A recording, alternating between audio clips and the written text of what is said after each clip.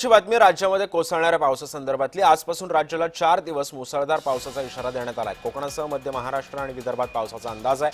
3 ते 6 सप्टेंबर पर्यंत पावसाचा अंदाज असल्याचं बोललं जात आहे। कोकणासह मध्य महाराष्ट्र आणि विदर्भात सुद्धा आता पावसाचा अंदाज व्यक्त केला जातोय। आजपासून राज्यामध्ये गणेश विसर्जनापर्यंत आता हा पाऊस असू शकतो। मुसळधार पावसाचा अंदाज हवामान विभागाने दिलेला आहे।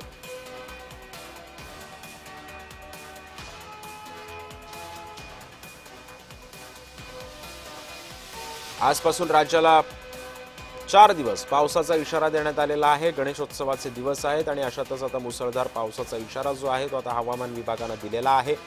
कोकणासह मध्य महाराष्ट्र विदर्भ या जिल्ह्यांना सुद्धा आता पावसाचा अंदाज दिला जातोय। त्यामुळे आता सध्या पावसामुळे नदी नाल्यांना पूर सुद्धा येण्याची शक्यता आहे। धरणामधून विसर्ग होऊ शकतो।